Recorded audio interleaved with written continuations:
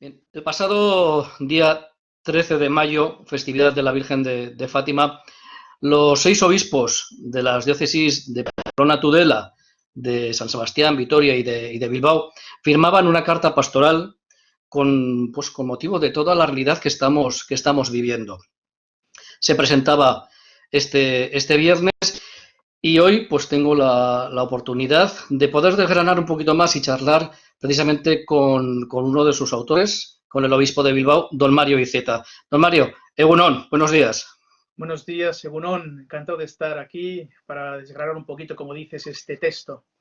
Pues sí, vamos a empezar primero por saber cuándo fueron conscientes de que esta situación demandaba ya una palabra por parte de los obispos. Bueno, yo pienso que ciertamente la situación a todos nos ha pillado de improviso, ¿no? De repente nos vemos sumergidos en una emergencia, en un cambio de hábitos. Y en los primeros momentos era ciertamente hacer frente y consensuar y dictaminar las medidas oportunas, ¿no? Por tanto, en un primer momento no había un tiempo, una reflexión teológica, filosófica, existencial. Era hacer frente de modo práctico, ¿no?, a la situación. La Semana Santa nos dio un tiempo de orar, de rezar, de profundizar precisamente en un misterio de dolor, de sufrimiento, como es la pasión, pero sobre todo en un misterio de vida y de esperanza, como es la resurrección. Y por tanto, ya a partir del domingo de Pascua, los obispos de Navarra y el País Vasco, pues tenemos una comunicación pues, fluida, periódica. Comenzamos a ver la pues, necesidad ciertamente de ofrecer alguna reflexión, una reflexión sobre qué nos está ocurriendo. Es verdad que todavía es muy pronto, ¿no? Llevamos 2 meses y medio, ¿no?, de pandemia y de estado de alarma declarado, pero sí nos parecía una primera palabra de reflexión. Bueno, pararnos, qué significa esto, cómo buscarle algún tipo de sentido, cómo interpela la vida personal y social, cómo interpela la vida eclesial. Y de ahí nació pues, la necesidad de ciertamente de hacer alguna reflexión. Siempre buscar el equilibrio no es fácil, ¿no? No queríamos que fuera una reflexión de suficiente peso, de suficientes elementos, o sea, no simplemente acudir pues, a lugares comunes, sabidos, pero por otro lado, una reflexión que sea para todo el pueblo de Dios.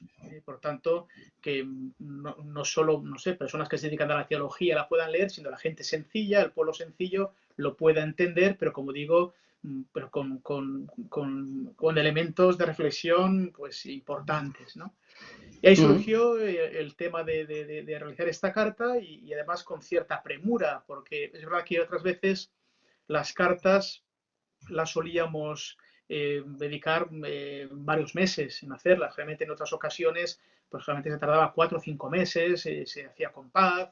Pero en este caso decíamos, bueno, no podemos alargarnos porque también pensamos que hace falta una palabra, ¿no?, de este tipo al pueblo de Dios de hoy y a la sociedad que nos quiere escuchar también, ¿no? Uh -huh. Hace tiempo también decidimos, porque generalmente sacamos una carta cada 2 años.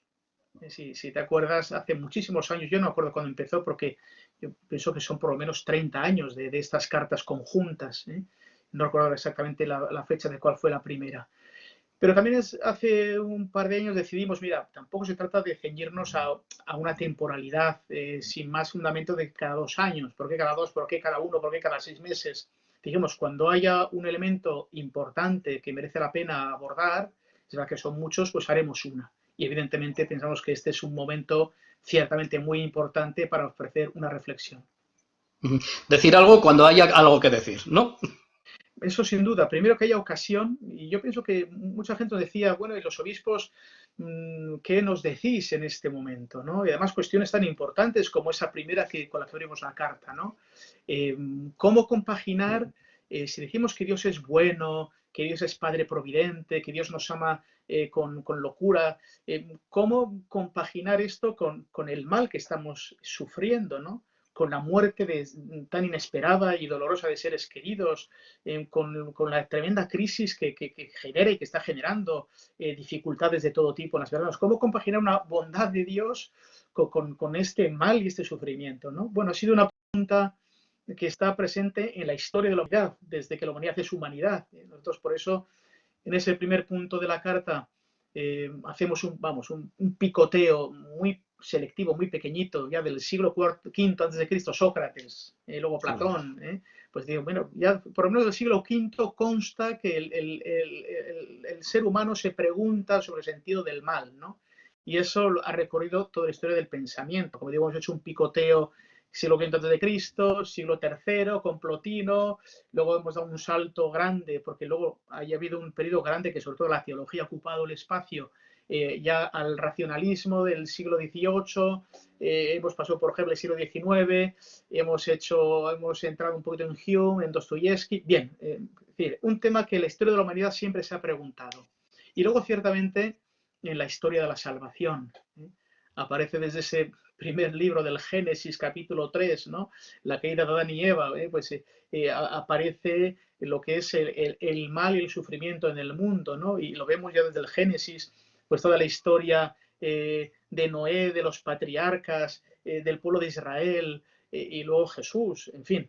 Entonces hemos querido dar un pequeño recorrido y decir, bueno, es posible reflexionar sobre el sentido también y esa compatibilidad de que Dios es amor, Dios es vida, pero ciertamente, como dice taxativamente el libro de la sabiduría, ¿no? Dios no creó la muerte, Dios no creó el sufrimiento, Dios todo lo hizo, Dios en el Génesis aparece, ¿no? Y vio Dios que era bueno, y cuando crea al hombre y a la mujer, y vio Dios que era muy bueno, ¿eh?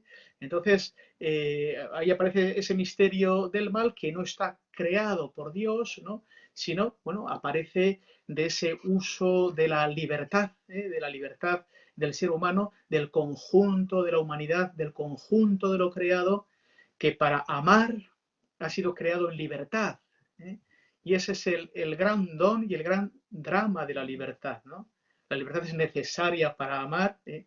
No podríamos amar a Dios si no fuéramos libres, porque el amor requiere libertad, pero siendo, como digo, un enorme don que nos ha dado, también tiene una enorme potencia, ¿no? Es decir, para hacer el bien y para hacer el mal. Y somos conscientes en nuestra historia contemporánea, el ser humano es capaz de hacer tanto bien, y estamos viendo a nuestro alrededor estos días, ¿no? Tanta gente entregada a los demás, hasta con riesgo de sus vidas, ¿no? Veíamos cuántos profesionales de la salud han fallecido por atender a los enfermos, cuántos sacerdotes han fallecido para atender a los enfermos, y familiares y voluntarios, ¿no? Gente que se ha entregado, pero también vemos grandes dosis de mal, ¿no? Vemos en este mundo las hambrunas, las guerras, los movimientos migratorios huyendo del hambre y de la guerra, vemos la dureza de corazón, bueno, ese misterio del mal que está vivo de nosotros, pero que no anula la bondad y la misericordia de Dios que precisamente nos restaura y nos saca y nos abre una puerta de esperanza en medio del mal que nos golpea y que nos atenaza.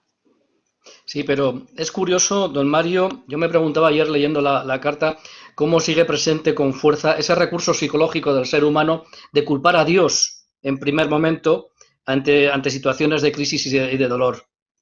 Sí, pero es muy lógico, ¿eh? Además, podríamos hacer también, sabes que Kubler-Ross tiene un estudio psicológico sobre cuando una persona tiene un impacto de algún elemento que le hace sufrir en la vida, cuáles son las fases. Por ejemplo, a uno le detectan una enfermedad muy grave y aprendes las fases de negación, luego de rabia, de queja, luego de diálogo, de pacto, y al final pues aparece también una aceptación en la que se puede aceptar. Pienso que con Dios es igual, la psicología humana es así, ¿no? De hecho, muchas veces somos conscientes, en nuestra propia casa a veces pagamos las cosas con quien más queremos, ¿no?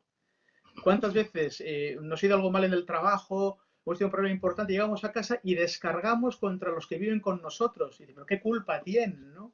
Y eso es muy habitual. Por tanto, a ver, pienso que es un mecanismo psicológico pues normal, por decirlo de alguna manera, en el ser humano, ¿no?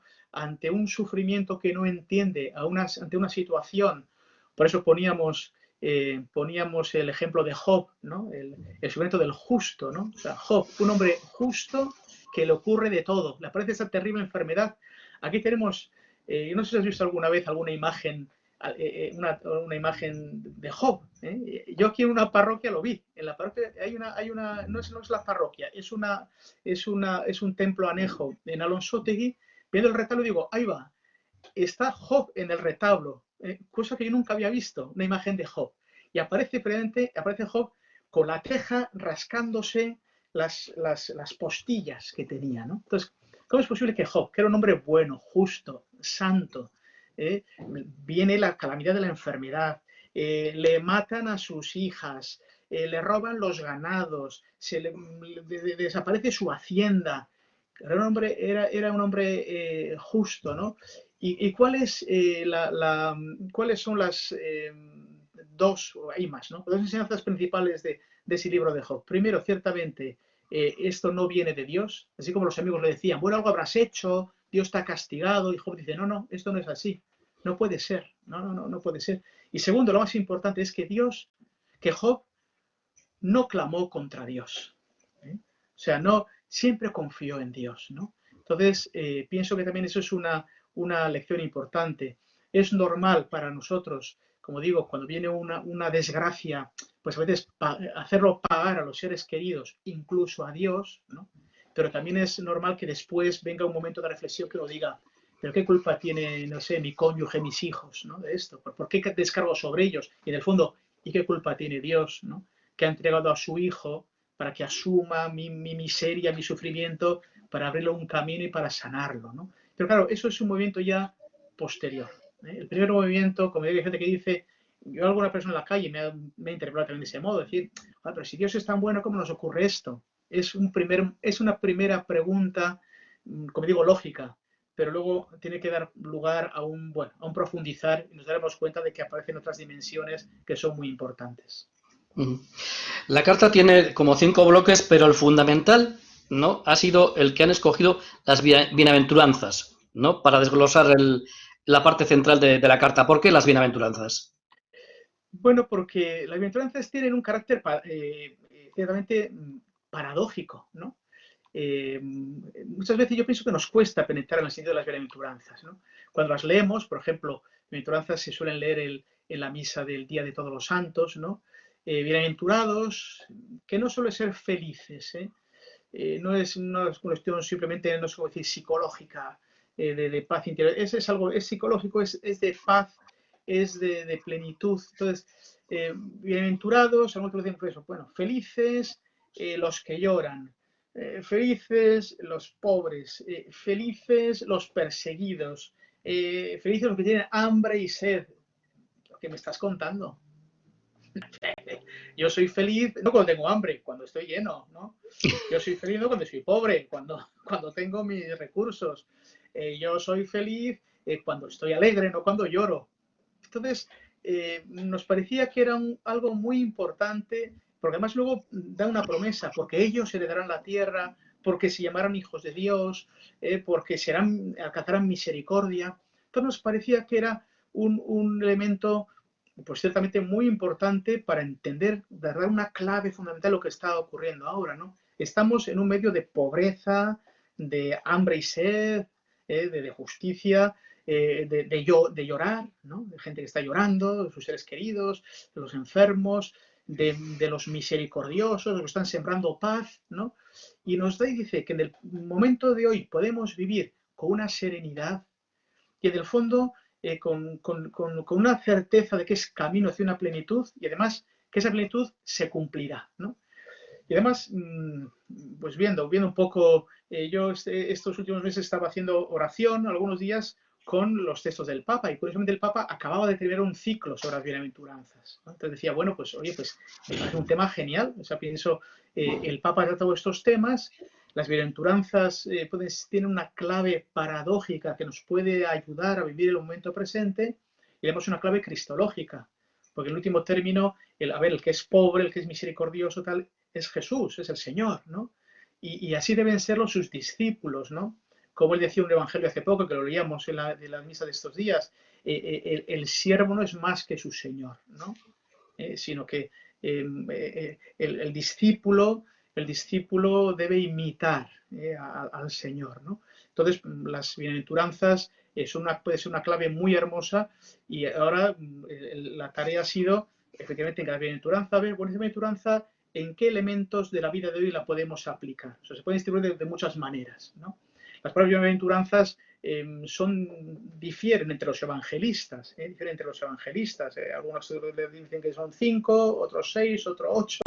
Bien, entonces, bueno, nosotros hemos hecho una lectura, por así decirlo, un tanto libre de las bienaventuranzas y en cada una, pues hemos querido encajar, como digo, algún elemento, pues importante, no digo que estén todos, seguramente hay muchos más que no hemos tratado en la carta, pero sí algunos elementos que nos parecían importantes para, bueno, para dar luz y para dar una reflexión sobre esto que estamos viviendo.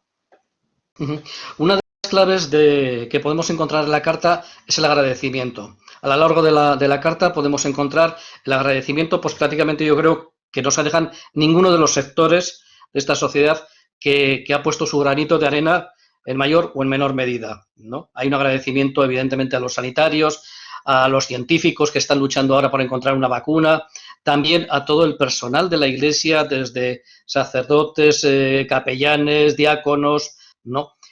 No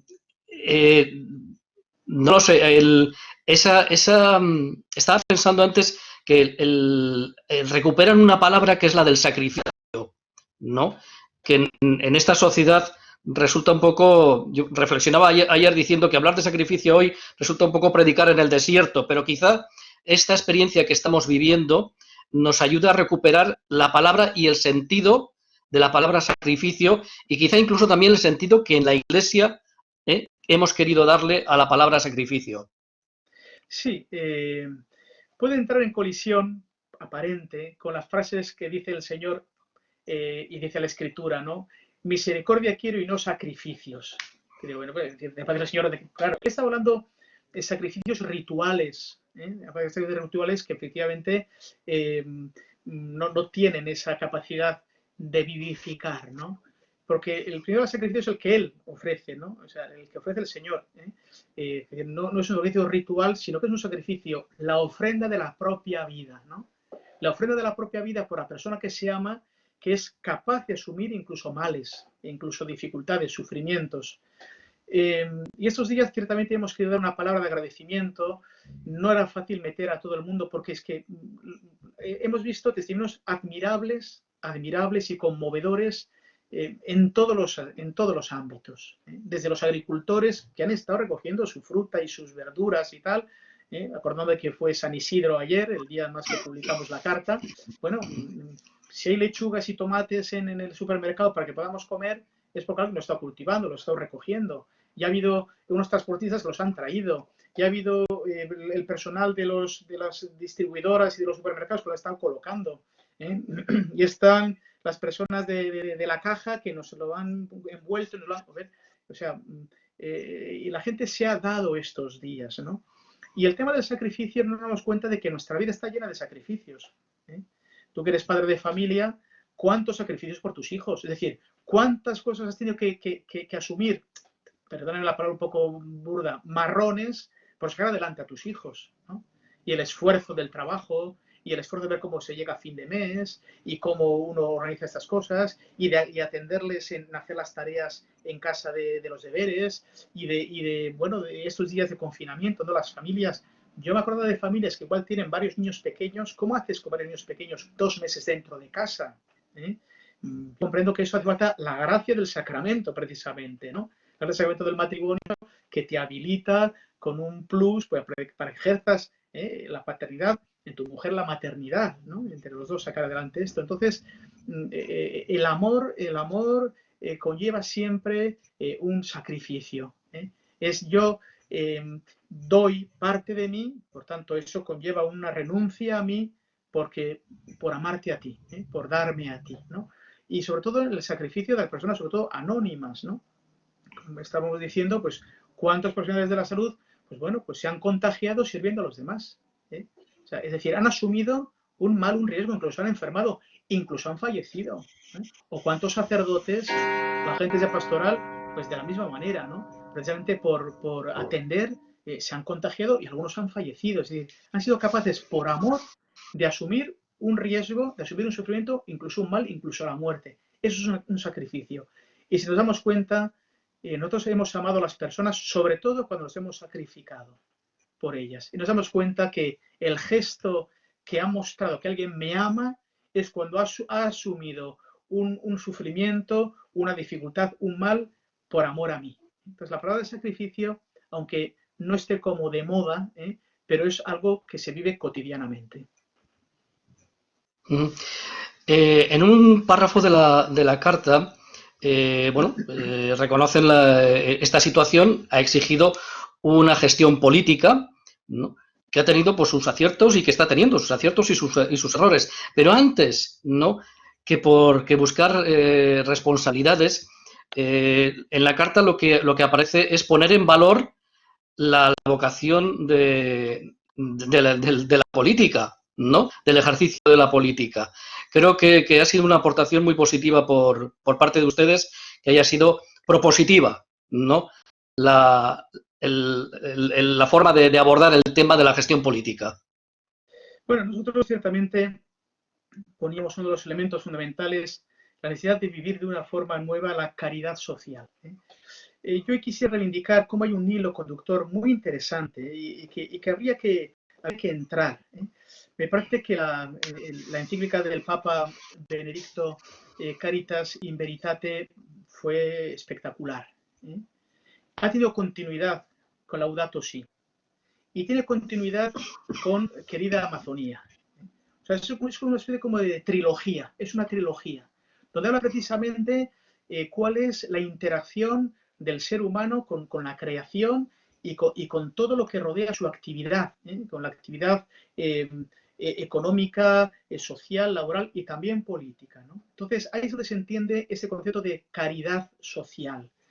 A veces caridad la confundimos con asistencialismo, ¿no? Y a veces incluso nos da miedo de hablar de caridad y hablamos de solidaridad, cuando la caridad es mucho más que la solidaridad. Pero bueno, eso sería para entrar en otra videoconferencia, ¿no? Bien, pero como digo, la Caritas in Veritate, Laudato Si y Querida Amazonía tiene un hilo de oro muy interesante que a mí me gustaría que se profundizara y que se diera incluso tesis y estudios sobre ellos, ¿no? Y la caridad social, ciertamente, todos los papas últimos, yo al menos que yo he conocido por mi edad, ¿no? Desde Juan Pablo II, digo, porque ya Pablo VI yo no me acuerdo prácticamente de él, y de Juan XXIII tampoco. Yo era, pues cuando él falleció tendría 2 añitos, y cuando falleció Pablo VI tendría 10 años, o sea, no me acuerdo de ellos. O sea, los papas que yo he conocido, por así decirlo, Juan Pablo II, Benedicto XVI y Francisco, hablan muchísimo de esa vocación de la política como una altísima forma de caridad, alta forma de caridad, lo dice, ¿no? Al servicio del ser humano y del bien común, ¿no?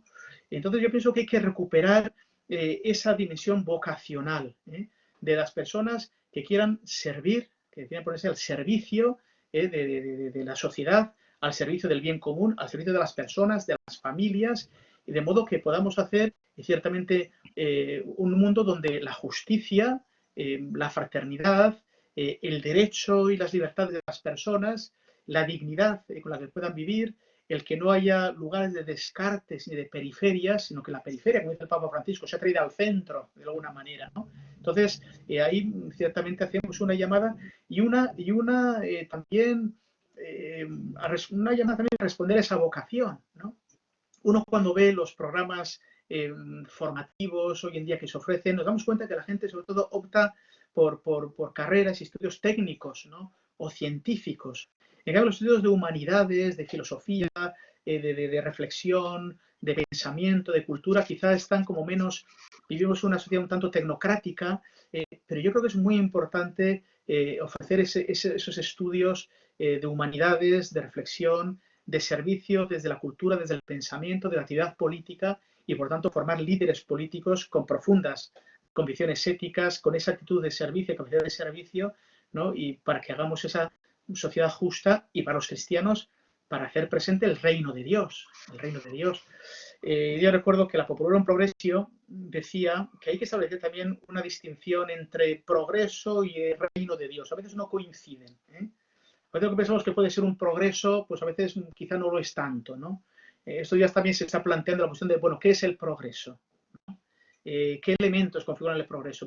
Entonces, estas reflexiones de bien común, de progreso, para los cristianos del reino de Dios, pienso que es muy importante traerlos encima de la mesa y es muy importante para que haya seguidores de Jesús, cristianos, que respondan a una vocación política como forma de ejercer esa alta caridad social.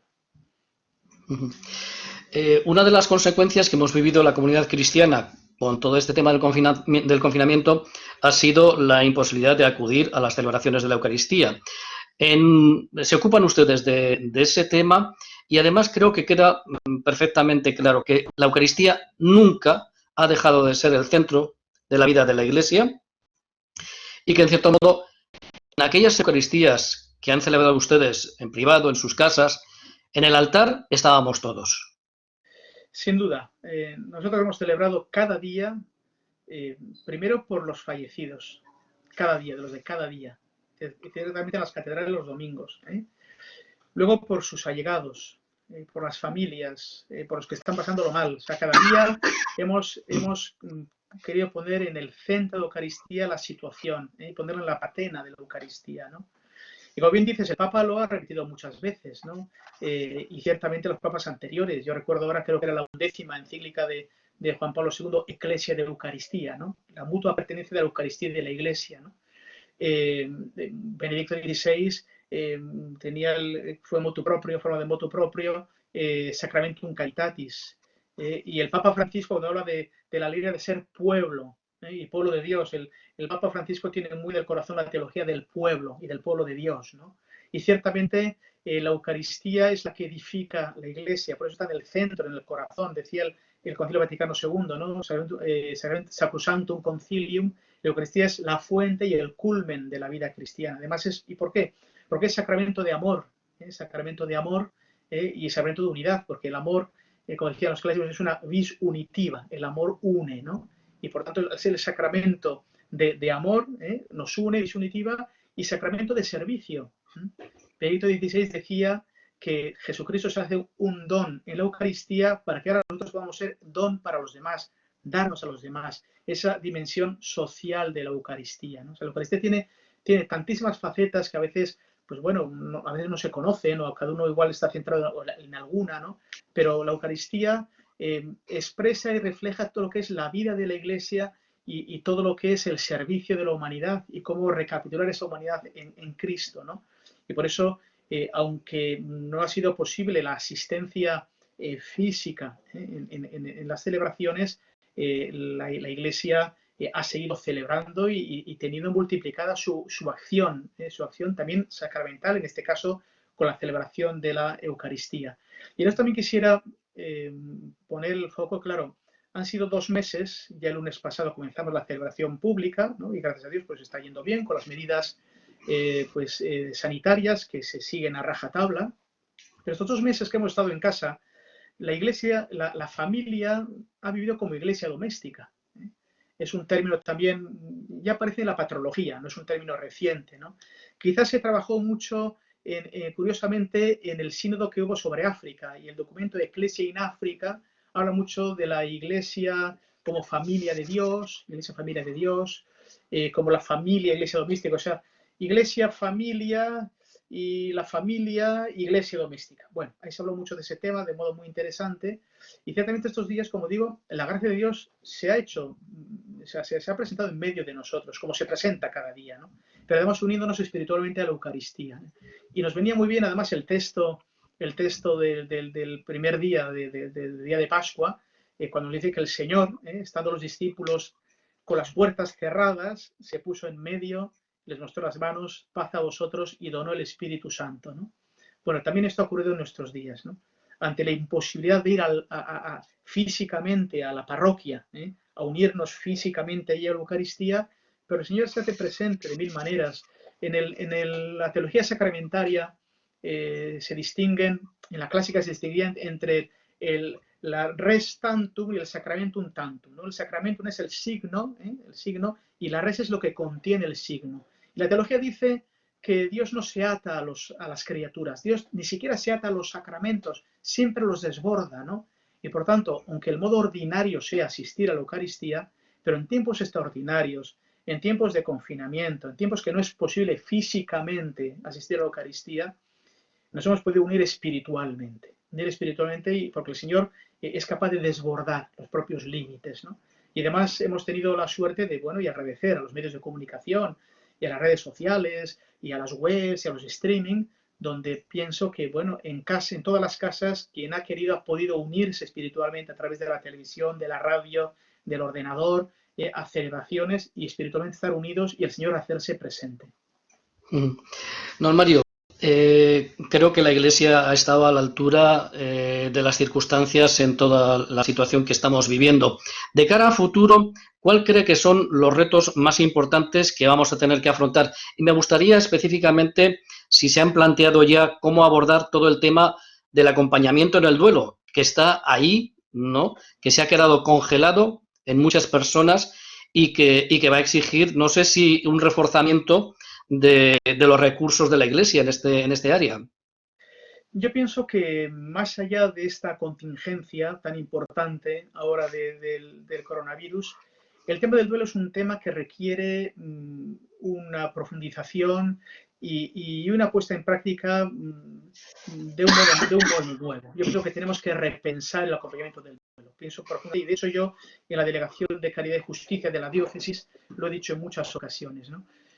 Cuando muere un ser querido, bien aparecen los familiares, aparecen los amigos, nos acompañan, pero bueno, al de 2 3 días cada uno vuelve a su vida habitual, ¿no? Pero claro, el duelo no sé, de un cónyuge que ha perdido a un ser querido, que se ha perdido a un hijo, a los padres, el duelo requiere tiempo largo de elaborarlo, ¿no? Y ahí, como digo, pues vivimos un mundo muy vertiginoso y cada uno pues va a lo suyo, ¿no? Pues ya dado el pésame, ha estado como mucho la misa de los 8 días o la misa del mes, pero bueno, ya, y a veces tampoco sabemos cómo gestionarlo, ¿no? Sabemos a veces lo embarazoso que es acercarnos a un amigo que ha perdido un ser querido y no sabes qué decir, ¿eh? O recursos típicos, tópicos, lo siento mucho, te acompaño de sentimiento, pero te das cuenta de que no sabes cómo expresarlo, ¿eh? Ni sabes si estar muy cerca y puede ser como muy pesado, o si no te acercas mucho, parece que eres frío. A ver, tenemos que hacer una nueva pedagogía del duelo y una nueva praxis del duelo, no me cabe la menor duda, ¿eh?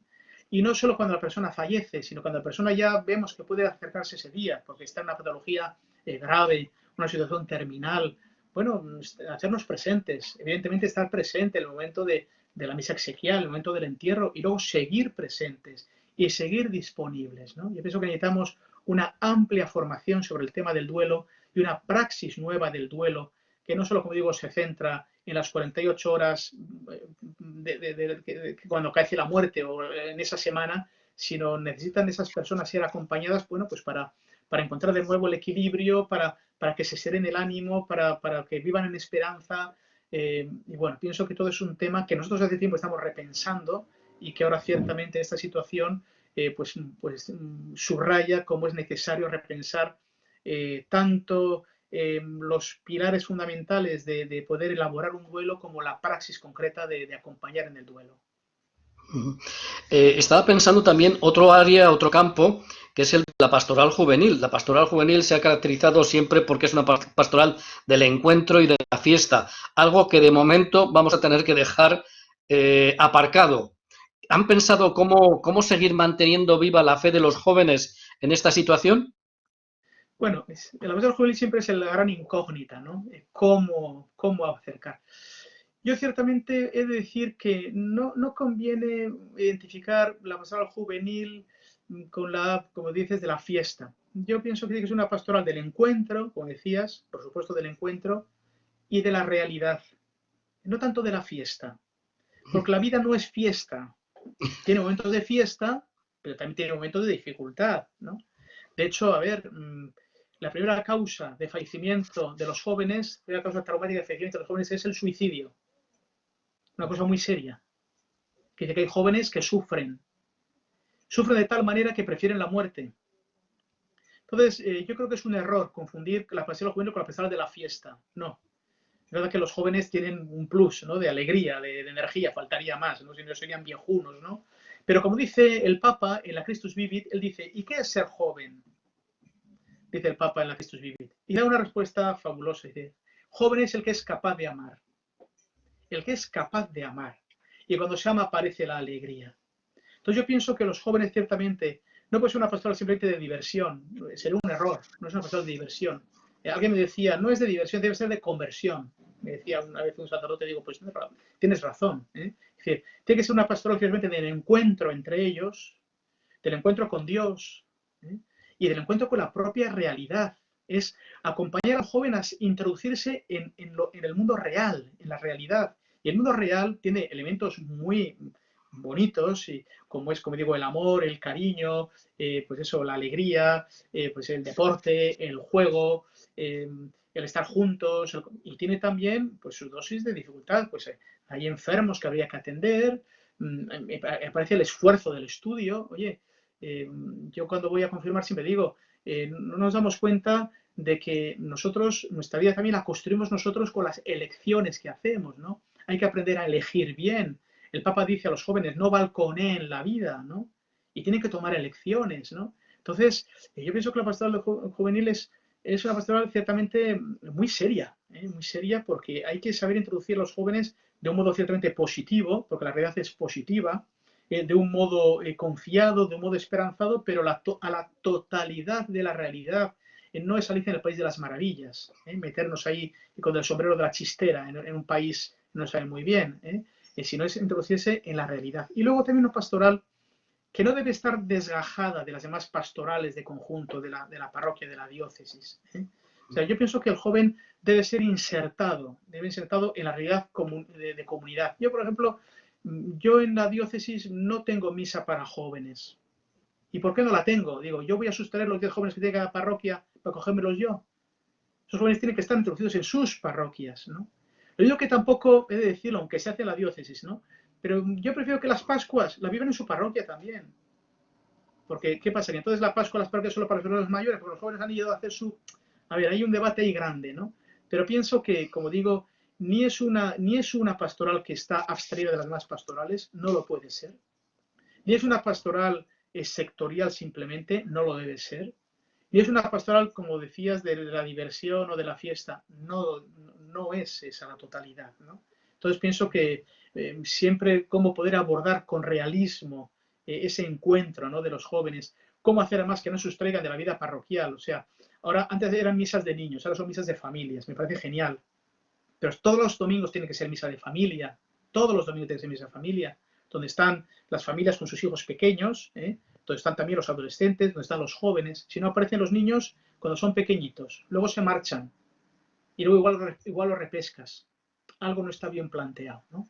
Ahora, como digo, bueno, esto tiene muchas discusiones y tiene muchos dinamismos y muchas historias, pero yo pienso que tenemos que repensar también esa pastoral, cómo se hace, para que sea una pastoral realista y sea una pastoral eclesial, y como digo, y bueno, ya que los jóvenes también vean la realidad eclesial como su casa, desde el lugar donde no solo ellos reciben, donde también ellos tienen que aportar. El que ellos estén en una parroquia, no solo qué van a recibir ellos, también hay que decirles, ¿y tú qué vas a aportar a la parroquia? ¿Y cuál es tu contribución a la comunidad parroquial? Porque a veces estamos el tema de recibir, yo para mí, yo conmigo, mí, yo. No, no, ¿y tú qué ofreces a la parroquia? Por tanto, pienso que cómo articular esto para que también los jóvenes puedan ofrecer tantísimos dones que tienen, puedan ofrecerlos en su comunidad parroquial. Bueno, vamos a ir terminando, que ya no quiero entretenerle mucho más, don Mario. ¿Qué argumentos podemos esgrimir? Yo no sé si la situación que estamos viviendo nos puede poner delante a la Iglesia una gran oportunidad, digamos, para dar argumentos a todos aquellos que, bueno, que viven más cómodamente prescindiendo de Dios, ¿no?, ante la realidad de que es mucho mejor vivir contando con Dios, ¿no? Encontrar en Dios la razón de todas las esperanzas. Sí, y recuerdo una frase, no recuerdo quién lo dijo, igual es un poco exagerada, pero en el fondo tiene algo de verdad. El mundo puede dar placer, decía, pero no felicidad. Me alegra que hayas dicho que viven cómodos en este mundo. No sé si contentos. No sé si contentos. Porque es verdad que, a ver, tampoco se trata de ser aquí, no sé, espiritualismos fatuos, pero necesitamos cosas para vivir, evidentemente, necesitamos comer, necesitamos vestir, necesitamos tener los medios, ahora mismo estamos hablando por este chisme que a ti y a mí nos ha costado nuestro dinero comprarlo, ¿no? Es decir, necesitamos las cosas habituales de la vida, pero en el fondo lo que nos hace felices son las personas, las personas. Y las cosas, las que necesitemos para cuidar de las personas. Yo pienso que a veces esa fiebre por acaparar, ese egoísmo por acaparar, por tener, el Papa, me río a veces mucho con el Papa, porque nos suelta esas perlas, ¿no? Él, por ejemplo, dice, ¿no? Del momento de la muerte ya decide de tiempo que el sudero no tiene bolsillos, ¿no? El sudero no tiene bolsillos. Todo se queda aquí. Yo decía otra cosa que es muy, muy gráfica, que es casi de tebeo, que decía, nunca he visto un coche de mudanzas, este es el coche fúnebre, lo hemos ido varias veces, ¿no? Pero la verdad que chapó, es decir, lo ha clavado, ¿no? Pero eso es también verdad, no solo para el momento que nos vamos a morir, que todos vamos a morir, también para el momento presente, ¿no? ¿Cuántas preocupaciones por cosas que tenemos que no son para más que para quitar el polvo? Yo creo que mi madre, cuando voy por ahí, que vive conmigo, y a veces digo, mamá, te traigo algo, siempre me dice, bueno, algo, pero que no hay que quitarle el polvo, ¿no? Y cuando hace uno una mudanza se da cuenta, pero cuántos trastos. Yo te decir que estos días que hemos estado aquí confitados, que digo ahí un poco tal, la de limpieza de trastos que he hecho en mi casa. Y eso que yo ya en mi vida creo que llevo como 8 mudanzas hechas. Dicen que 2 mudanzas equivalen a un incendio. O sea, llevo como 4 incendios en mi vida, ¿no? Y uno se da cuenta, porque tiene que cambiar de casa. Yo la verdad que ya llevo 12 años en Bilbao y hace 2 años que no cambio de casa. Pero sí una vez al año hago un poco de limpieza. La de cosas, trastos, chismes y luego preocupaciones de 1000 historias. Y nos hace falta una vida mucho más sencilla, ¿no? Ahí también hablamos en la carta pastoral. En la carta pastoral hablamos del tema de la naturaleza, Laudato Si, ese consumo responsable, esa vida austera, ¿no? También hablamos de la metanoia, de la conversión, nos damos cuenta de que tenemos que ir a lo fundamental, ¿no? Entonces, yo pienso que primero, sinceramente, necesitamos quizá desprendernos de muchas cosas, para ser más felices, daros cuenta que la felicidad está en la relación con las personas, amar y ser amados, y quien nos ama de modo infinito y nos abre la puerta a la gran esperanza que distinguimos en el texto de las esperanzas, de la gran esperanza, es Dios. Dios, recuerdo que creo que fue del encuentro de Colonia con el Papa Benedicto, de los jóvenes, decía, Dios no te quita nada, Dios te lo da todo, Dios te lo da todo, no te quita nada. Es más, Dios es quien va a estar ahí cuando estés solo, va a ser tu luz cuando estés en oscuridad, va a ser lámpara para tu camino.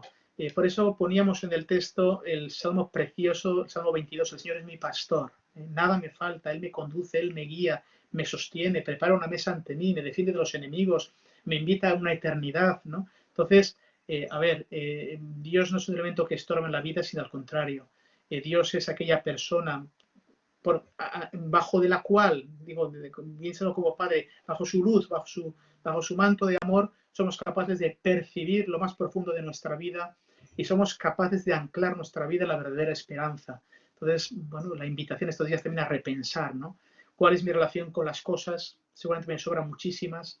Mi relación pues con los amigos, ciertamente en la familia, igual tengo que recomponer situaciones o hábitos que no me hacen bien y también retomar una relación con un Dios que nos damos cuenta que a veces nos creíamos dioses, viene un poquito de DNA encapsulado en proteínas y lípidos que se llama coronavirus y nos manda todo al traste. Entonces quizás nos damos cuenta de que no somos dioses, un bichito microscópico nos tira de nuestro trono y quizás es momento de darnos cuenta de que es Dios el centro y el amor de nuestra vida. Bueno, ya voy a terminar esto es una pura curiosidad. Usted es doctor en medicina y me suena haber leído en algún medio de comunicación que en su momento se ofreció como médico si sus servicios pudiesen ser necesarios en algún momento. Una curiosidad, ¿en qué área de la medicina pues usted se sentía capacitado para poder echar una mano en la situación que estábamos viviendo? Bueno, quilatando un poco, no es que yo me ofreciera, ¿no? Recuerdo que cuando empezó toda esta situación de alarma, pues ciertamente se reclutaron pues médicos jubilados o médicos que no ejercían, porque de repente hacía falta mucha gente del ámbito sanitario, ¿no? Médicos y también del ámbito de la enfermería, del ámbito de, bueno, de la farmacia. Bien, entonces alguien me preguntó ciertamente, si fuera necesario, ¿usted estaría dispuesto? Pues sí, a ver, pues yo, si es necesario, a ver si hay gente que necesita. A mí a veces me ha ocurrido, recuerdo una vez que estuve en un avión, que una persona tuvo un tema grave, pidieron un médico si había, como nadie respondía, a la tercera vez que dijo la azafata que hacía falta un médico, yo toqué el botón y dije, mire, y claro, se quedó un poco pasmada, porque digo, bueno, no padre, no necesito en este momento, digo, a ver, es que yo he sido médico, si no hay nadie, hombre, pues, a ver, entonces como digo, a ver, los que estamos, por decirlo, en la reserva, de alguna manera en la reserva, oye, si en un momento puntual nos requieren para ayudar en ese tema, pues menos es nada, por así decirlo, ¿no?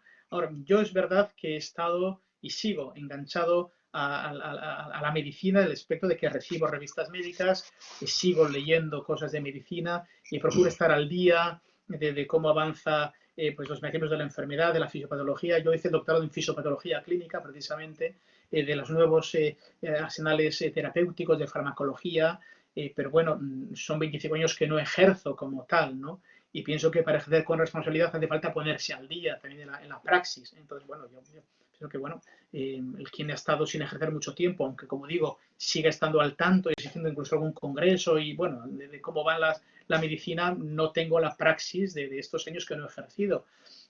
Por tanto, bueno, dicen, mira, yo soy lo que tengo, soy lo que soy, si sirvo para algo, pues bueno, pues aquí estoy, donde me pongan. Sepan cuál es mi situación, cuáles son mis carencias, si las pueden suplir y como digo, en un tiempo razonable ponerme otra vez en marcha, pues me pongo y si no, pues me ofrezco, como digo, pues si hiciera falta para lo que fuera necesario. Bueno, pues don Mario, muchísimas gracias por el repaso que hemos hecho de esta carta pastoral de los obispos de Pamplona, Tudela, de San Sebastián, de Vitoria y de Bilbao. Y gracias por el tiempo y el cariño que siempre con el que me ha atendido siempre. Pues gente, yo me alegro mucho. Te conocí hace 12 años, ¿te acuerdas? Colegí reuniones de familia, ¿eh?